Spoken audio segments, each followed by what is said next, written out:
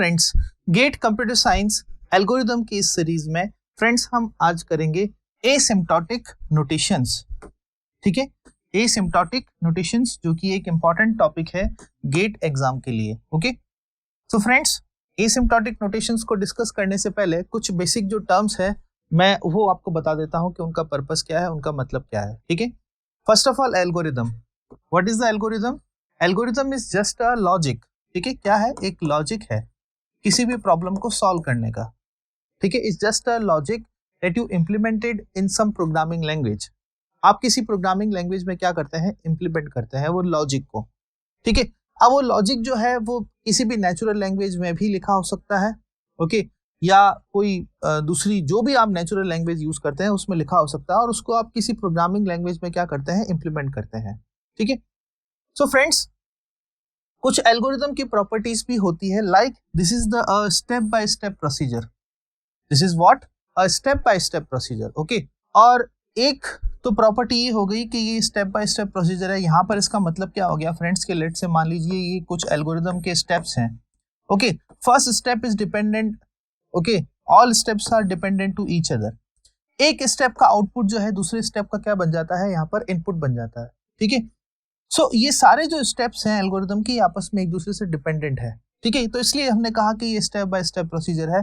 यहाँ पर इसका मतलब ये है कि मान लीजिए this is the fourth step, this is the one step. अगर मैं फोर्थ और वन को आपस में जो है इंटरचेंज कर दूं तो क्या वो एल्गोरिदम होगी? एक एल्गोरिदम नहीं होगी वो। ठीक है, this is not a good algorithm. तो एक पहला स्टेप पहले पर ही रहेगा, दूसरा, तीसरा, चौथा, पांचवा, इस तरह से इनका एक क्या होगा? सीक्वेंस होगा और all steps are dependent to each other. ये इसकी एक पहली कैरेक्टरिस्टिक्स कह सकते हैं आप। और दूसरी कैरेक्टरिस्टिक्स ये है कि वो पर्टिकुलर जो एल्गोरिदम है, ठीक है, वो पर्टिकुलर जो एल्गोरिदम है that halts a particular amount of time.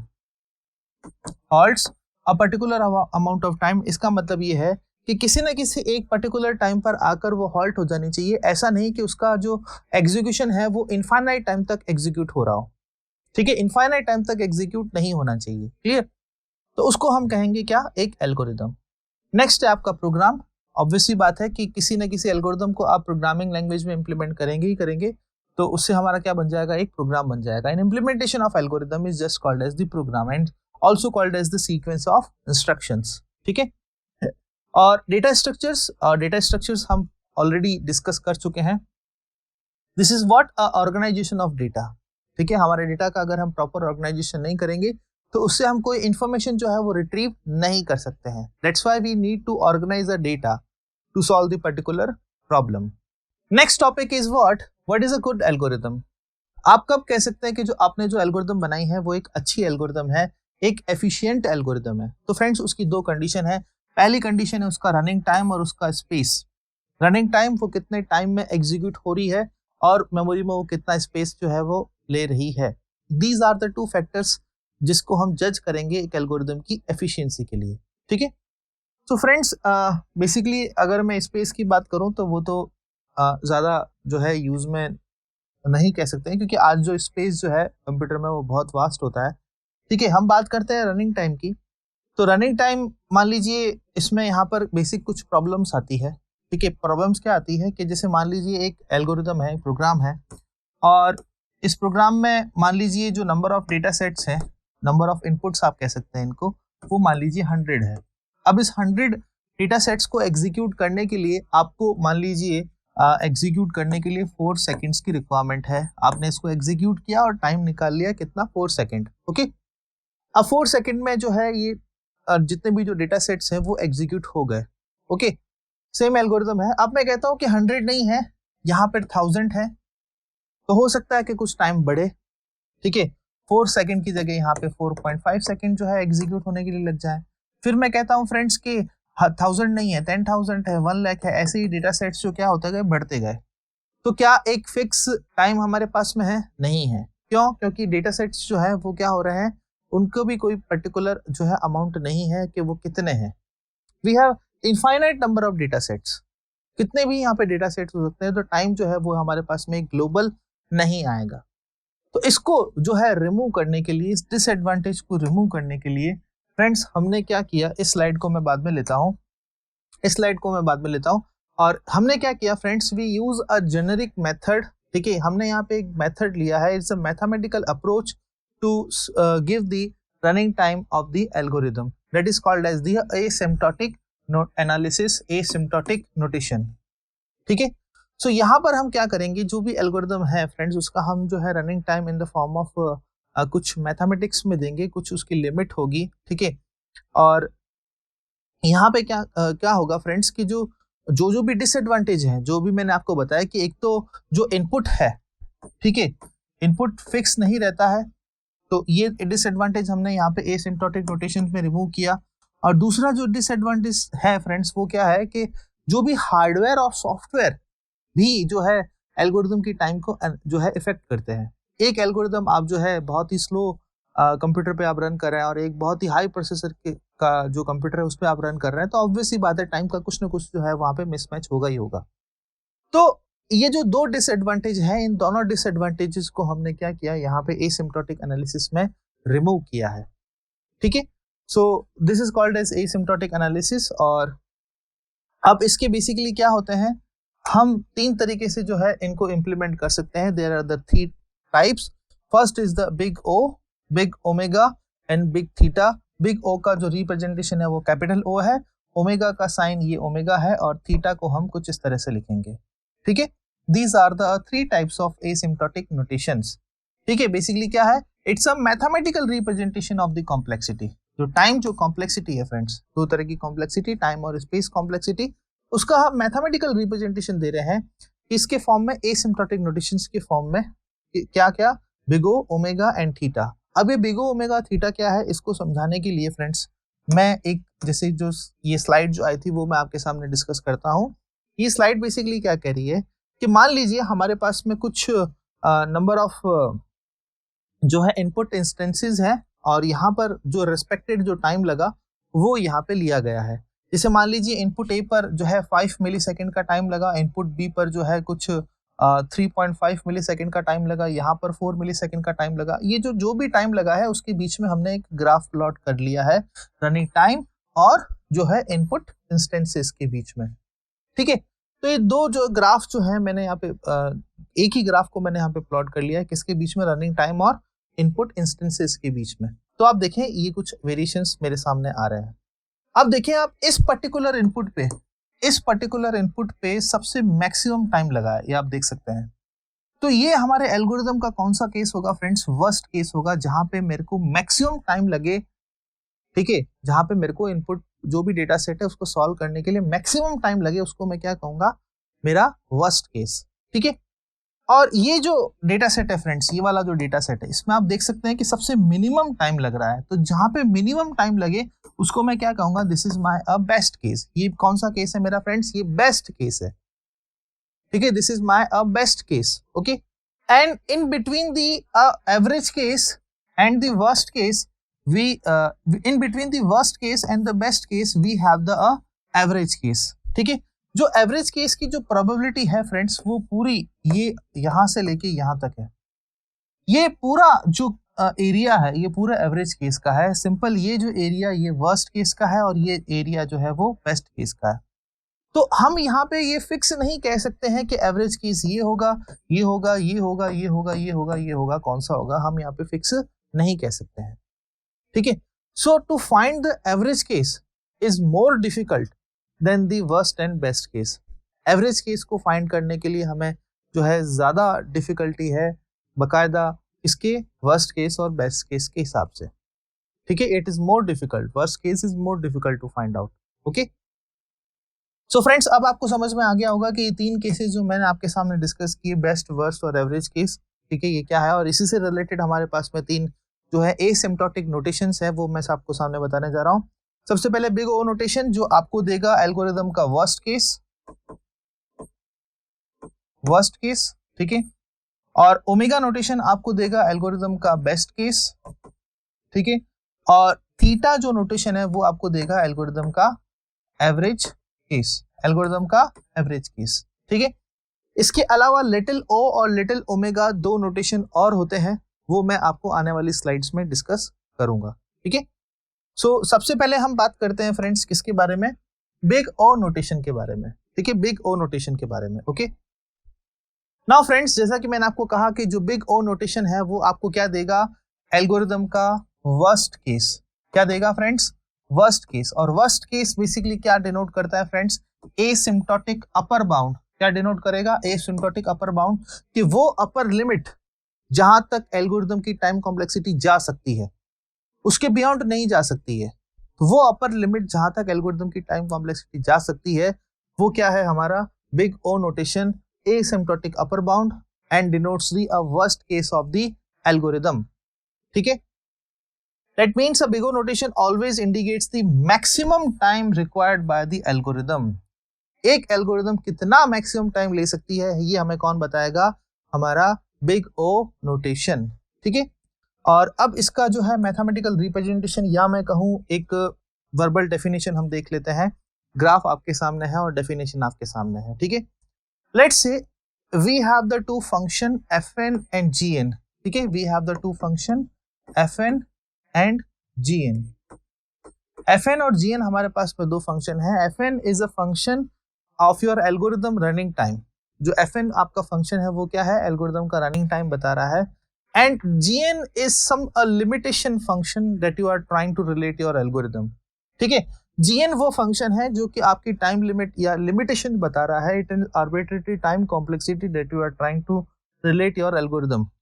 ठीक है, तो fn जो है फाइनल आपकी जो भी एल्गोरिदम है उसका रनिंग टाइम आपको बताएगा। ठीक है, सो फ्रेंड्स हम क्या लिख सकते हैं कि जो हमारा fn जो है, ठीक है, वो वर्स्ट केस देगा किसका, gn का। ठीक है, fn is the big O of gn। यहाँ पे बिग ओ लिखने का मतलब क्या हो गया कि ये जो gn है वर्स्ट केस कॉम्प्लेक्सिटी यहाँ पे हमको दे रहा है। फाइनल जो टाइम कॉम्प्लेक्सिटी है किसमें है, fn में है। ठीक है, so gn for some real constants c that is always greater than 0 and n naught, यहाँ पे ये n नॉट है फ्रेंड्स, n नॉट। ठीक है, n naught for always fn less than and equal to c of g of n। ठीक है, c of g of n for every input size n greater than n naught। ठीक है, ये condition अगर true है, ठीक है, तो मैं कह सकता हूं कि ये पर्टिकुलर जो केस है किसका है, वर्स्ट केस का है। ये हमें यहाँ पर क्या मिलेगा, वर्स्ट केस मिलेगा। जो c of g of n है that is the greater than, ठीक है, द fn। तो यहाँ पे आप देख सकते हैं we have certain this gn। ठीक है, और कुछ वेरिएशंस आए पहले अप एंड डाउन में, उसके बाद में हमें क्या मिला, fn मिला। ये पर्टिकुलर वो पॉइंट है जहां पे ये कंडीशन जो मैंने अभी लिखी है फ्रेंड्स, ये क्या हो रही है, ट्रू हो रही है। पहले कुछ वेरिएशंस आए जिसमें क्या हुआ, कुछ अप एंड डाउन्स आए। ठीक है, अप एंड डाउन्स आने के बाद में ये कंडीशन ट्रू हो रही है कि हमेशा fn की वैल्यू छोटी रहेगी और gn की वैल्यू बड़ी रहेगी। अगर ये कंडीशन सुटेबल हो रही है तो ये हमारा एल्गोरिदम का क्या होगा फ्रेंड्स, वर्स्ट केस होगा। क्या होगा, वर्स्ट केस होगा। ठीक है, तो एक एग्जाम्पल भी हम ले लेते हैं, जैसे कि एक एग्जाम्पल मैं लेता हूं फ्रेंड्स। यहां पर मान लीजिए fn is equal to 3n square plus n। ठीक है, fn is equal to 3n square plus n। ठीक है, तो हमें क्या करना है, इसका आपको वर्स्ट केस बताना है। तो एल्गोरिदम की जो टाइम कॉम्प्लेक्सिटी है फ्रेंड्स, यहाँ पे हमें दो रूल जो है वो ध्यान में रखने हैं। दो रूल ध्यान में रखने हैं। वो दो रूल क्या है मैं आपको बताना चाहूंगा। These are the two basic rules. क्या है ये दो rule, drop all the lower order terms. जितने भी जो लोअर ऑर्डर टर्म्स हैं उसको हमें क्या करना है, ड्रॉप करना है। ठीक है, और ड्रॉप ऑल द कॉन्स्टेंट्स। ठीक है, drop all the lower order terms and drop all the constants, क्योंकि ये वो कॉन्स्टेंट है जो कि हार्डवेयर और सॉफ्टवेयर को क्या कर रहे हैं, इफेक्ट कर रहे हैं। ठीक है, तो ये दो जो है आपको ध्यान में रखने हैं फ्रेंड्स। और ये रहा हमारा एग्जांपल जिसको मैं आपको सॉल्व करवा रहा था। तो यहां पर आप देखें कि कांस्टेंट क्या है, 3 है, और लोअर ऑर्डर टर्म क्या है, n है। ठीक है, तो fn जो है मेरा क्या हो गया friends, big O of n square. ठीक है, सही बात है, इन दोनों को हमने क्या कर दिया, ड्रॉप कर दिया। ओके, बट हमको कुछ और मैं आपको डिटेल में बता देता हूं। ठीक है, इसका gn क्या होगा हम वो भी बता देते हैं। ठीक है, so 3n square according to the condition plus n less than and equal to c of g n, ठीक है। एन हम यहाँ नहीं लिखेंगे, एन क्या होगा वो हमें बताना है, एन क्या होगा हमें बताना है, ठीक है फ्रेंड्स। तो यहाँ पर बेसिकली क्या होगा फ्रेंड्स, जैसे कि एन स्क्वायर है और एन है, एन स्क्वायर है और एन है, ठीक है। तो जैसे कि मान लीजिए ये टाइम कॉम्प्लेक्सिटी है, ये वेरीज कर रही है, constant then log n n n square, और ये बढ़ती जा रही है। तो यहाँ पे जो वर्स्ट केस की जो टाइम कॉम्प्लेक्सिटी आपको लेनी है, ठीक है, वो क्या होगा, लीस्ट आपको लेनी है।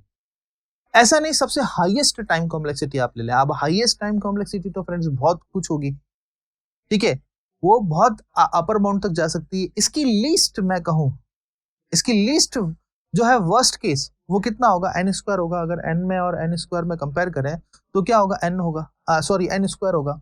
अगर मैं एन की वैल्यू 5 रखूं तो एक तरफ तो होगा 5, लेकिन एन स्क्वायर की वैल्यू में 5 रखूं तो क्या होगा, वहां पे 25 होगा।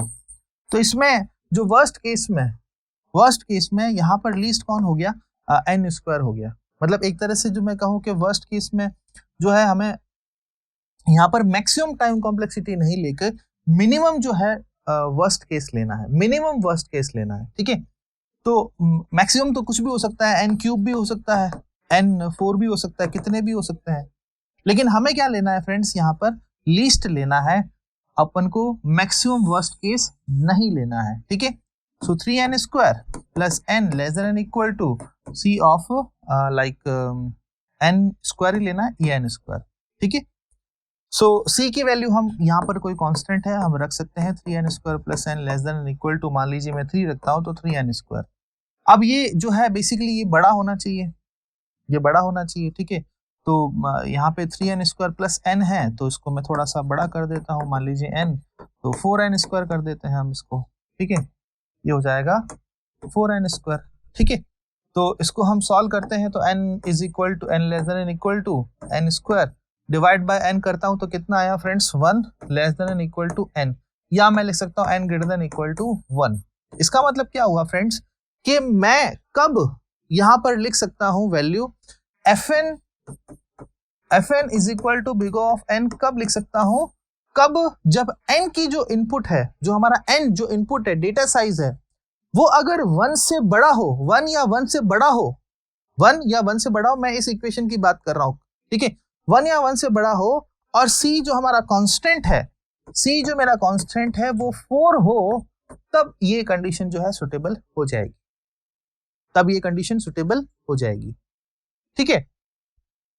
तो यहां से हम क्या कर सकते हैं कि n की वैल्यू जब 1 या 1 से बड़ी हो और c इज इक्वल टू 4 हो, तब I can definitely say that my fn is equal to big of n square, ठीक है। और बात क्या ध्यान में रखनी है आपको कि जो मैक्सिमम वर्स्ट केस नहीं लेके मिनिमम वर्स्ट केस लेना है। मैक्सिमम वर्स्ट केस तो फ्रेंड बहुत कुछ हो सकता है यहाँ पे, n square, n cube, n4, ठीक है, क्वाड्रेटिक टाइम कॉम्प्लेक्सिटी, कितने भी वर्स्ट केस हो सकते हैं, बट यहाँ हमको लीस्ट वर्स्ट केस लेना है। क्लियर, ये बात समझ में आ गई आपको। आगे बढ़ते हैं फ्रेंड्स। नेक्स्ट है आपका बिग ओमेगा, ठीक है, big omega notation. Big omega is just reverse of big theta, sorry big O notation, ठीक है। जैसे कि आपको जो ओमेगा नोटेशन है वो क्या दे रहा है, वर्स्ट केस टाइम कॉम्प्लेक्सिटी दे रहा है, तो जो ओमेगा नोटेशन है वो आपको क्या देगा, बेस्ट केस टाइम कॉम्प्लेक्सिटी देगा, ठीक है। वर्स्ट जो नोटेशन है वो that is the asymptotic upper bound, gives the asymptotic upper bound, and this omega notation gives the asymptotic lower bound, asymptotic lower bound, ये रहा देखें, asymptotic lower bound, ठीक है। तो फ्रेंड्स ये बिल्कुल क्या हो गए, आपस में रिवर्स हो गए। जब आपस में ये रिवर्स हो गए, ये आपको एल्गोरिथम का बेस्ट केस दे रहा है, तो कंडीशन भी क्या हो जाएगी, यहाँ पे पहले less than and equal to था, अब क्या हो जाएगा, ग्रेटर देन इक्वल टू। इसलिए मैं आपको, अगर एक समझ में आ गया तो दूसरा अपने आप समझ में आ जाएगा, ठीक है, एक समझ में आ गया तो दूसरा अपने आप समझ में आ जाएगा फ्रेंड्स, ठीक है। तो fn greater than equal to c of g of n, then we can say that definitely that fn is the omega of g of n. This gives the best case time complexity, ठीक है। और एक particular point जहां पर ये condition true होगी, that is called as n not. पहले कुछ वेरिएशंस आ सकते हैं, कुछ अप एंड डाउन्स आ सकते हैं, ये कंडीशन में भी सुटेबल ना हो, बट एक ऐसा पॉइंट आएगा जहां पर ये कंडीशन सुटेबल होगी, और उसी को ही हम क्या कहेंगे, that this is the my best case of the algorithm, ठीक है। सो फ्रेंड्स, ओमेगा नोटेशन को समझने के लिए यहाँ मैं एक एग्जांपल लेता हूँ। देखें आप, जो लास्ट में जो एग्जांपल लिया था मैं वही ले लेता हूँ, f n is equal to 3n square plus n, ठीक है। और यहाँ पर जो है कंडीशन क्या है ओमेगा की, 3n square plus n greater than equal to c of g of n। n is what हमें नहीं पता, ओके। तो अभी हमने देखा वर्स्ट केस में फ्रेंड्स कि हमारा एक टाइम कॉम्प्लेक्सिटी चल रही है 1n, ठीक है, log ऑफ n, ठीक है, then n square n log n, ठीक है, देन n क्यूब, और अब से ये 2 टू द पावर n। तो हमने ये कहा कि जो वर्स्ट केस है उसमें आपको लीस्ट जो है वर्स्ट केस लेना है, ऐसा नहीं पूरा आप अपर केस ले लें वर्स्ट केस का। लेट्स से आपने एक जो है क्वाड्रेटिक टाइम कॉम्प्लेक्सिटी ले ली, क्योंकि वर्स्ट केस तो बहुत ऊपर हो सकता है, कोई दिक्कत नहीं है। लेकिन यहाँ पे आपको क्या करना है बेस्ट केस में, ऐसा नहीं कि आप लीस्ट जो है बेस्ट केस ले लें, आपको नियरेस्ट जो है वहां पे लेना है, बेस्ट केस लेना है, नियरेस्ट बेस्ट केस। ऐसा नहीं कि आप लीस्ट जो है बेस्ट केस ले लें, क्योंकि लीस्ट जो बेस्ट केस होगा वो तो एक कांस्टेंट टाइम कॉम्प्लेक्सिटी होगी। तो इसमें आपको ध्यान में रखना है कि लीस्ट आपको जो है बेस्ट केस लेना है। तो यहाँ पे लीस्ट क्या होगा, एन स्क्वायर और एन में कंपेयर करूं तो एन स्क्वायर ही होगा। यहाँ पर भी क्या होगा फ्रेंड्स, एन स्क्वायर ही होगा। तो 3n square plus n greater than equal to c of n square, ठीक है। n की वैल्यू जो है हम यहाँ 80 की वैल्यू जो है मैं 3 ही रख देता हूँ, n स्क्वायर प्लस n, तो greater than equal to 3n square, ठीक है। तो यहाँ पे मुझे जो है देखें आप, ये बड़ा होना चाहिए, 3n स्क्वायर तो इक्वल है, लेकिन प्लस n इसको क्या कर रहा है, ग्रेटर देन वैल्यू दे रहा है, तो इसलिए मुझे यहाँ पर जो है और एक्स्ट्रा कांस्टेंट ऐड करने की जरूरत नहीं है। सो यहाँ पे क्या हो गया फ्रेंड्स कि n जो है बेसिकली इसको मैं इधर ले गया तो ये बन गया 0, n greater than equal to 0, ठीक है। इसका मतलब क्या हो गया कि n की जो भी 0 से ज्यादा वैल्यूज है, n 0 या 0 से ज्यादा जो भी वैल्यूज है, and for c is equal to 3, and for c is equal to 3 always we can write fn is equal to omega of g of n, ठीक है। इन सारी वैल्यूज के लिए मैं लिख सकता हूं कब, जब n जो है वो 0 या 0 से ज्यादा हो और कांस्टेंट जो है मेरा क्या हो, 3 हो, ठीक है। तो अब आपको समझ में आया होगा कि वर्स्ट केस में हमें क्या कंसीडर करना है, वर्स्ट केस में कंसीडर करना है हमें लीस्ट वाला जो है कंसीडर करना है। ऐसा नहीं आप अपर जो वर्स्ट केस कंसीडर कर लें, और जो बेस्ट केस है उसमें नियरेस्ट जो है हमें देखना है कि नियरेस्ट कौन सा है, ऐसा नहीं आप लीस्ट जो है चूज कर लें, ठीक है। तो ये फर्क है यहाँ पर, इसका जस्ट रिवर्स है जो आपको ध्यान में रखना है। नेक्स्ट जो नोटेशन है फ्रेंड्स वो कौन सा है, big theta notation, okay, that is called as the asymptotically tight bound. What is why tight? Because it is a sandwich between the best case and the worst case. Sandwich between the worst case and the best case. ठीक है, ये आपको क्या देगा, एक average case time complexity देगा, जो कि क्या होगी, that lies between the best and worst case, ठीक है। सो फ्रेंड्स, जैसे कि हमको पता है कि जो हमारा एवरेज केस होगा वो कहीं ना कहीं किसी बेस्ट और वर्स्ट के बीच में ही होगा। So C1 G of n, this denotes a worst case, and C2 of G of n, this is the best case, and in between the best and worst we have the average case, that is called as the Fn. This is my average case. So यहाँ पे हमारे पास में दो constant होंगे C1 and C2, ठीक है। and condition आप जो है लिख सकते हैं कुछ इस तरह से, like C1 जो है C1 of G of n.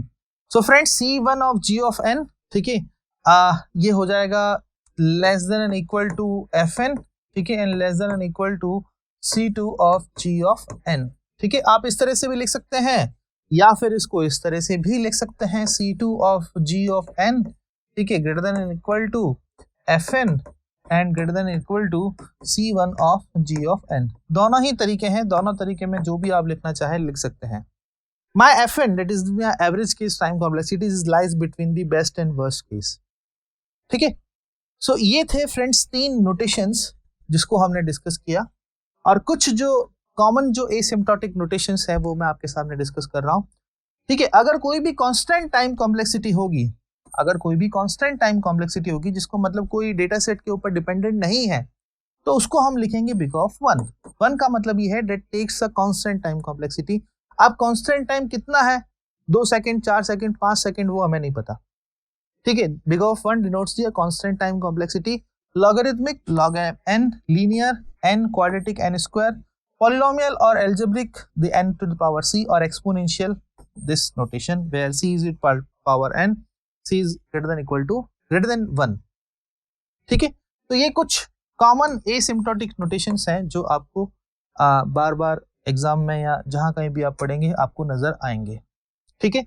और मैंने आपको कहा था friends we have a total 5 notation, 3 हमने डिस्कस कर लिए हैं। कौन कौन से, ये हमारा कौन सा है, फर्स्ट ये बिग ओ नोटेशन है, ठीक है।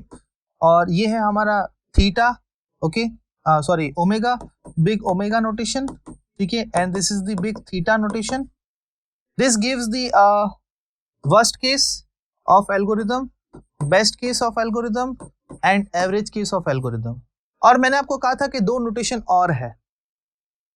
The relation between the f and g, the relation between the f and g in big O notation is f is always less than and equal to g, and in the omega notation f is always greater than equal to g, but in theta notation f is always equal to g, ठीक है। और ये जो 2 notation है friends, इसको हम कहेंगे यहाँ पर लिटिल o। क्या कहेंगे, लिटिल o नोटेशन। यहाँ पे जो o है फ्रेंड्स वो क्या है, स्मॉल में है। बिग O में जो o है वो कैपिटल में है। और ये है आपका लिटिल ओमेगा। लिटिल ओमेगा को हम स्मॉल w से रिप्रेजेंट करते हैं, स्मॉल w से। और यहाँ पर जो रिलेशन है फ्रेंड्स, फर्क सिर्फ इतना ही है, f is only less than g and f is only greater than g, nothing else. Equal to condition is prohibited, ठीक है। So these are the asymptotic 5 notations, total 5 notations, okay, जो कि हमको यहाँ पे आज के सेशन में हमने पढ़े। मेन जो है ये 3 ही नोटेशन है, okay, big O, omega and theta. और लिटिल ओमेगा के बीच में क्या डिफरेंस था, इनमें क्या डिफरेंस है, ये सब मैंने आपको बता दिया है, ठीक है, क्लियर। सो फ्रेंड्स ये सेशन था एसिम्प्टोटिक नोटेशंस के ऊपर, जो कि हमने आज के इस सेशन में कवर किया। Thank you so much for watching this video.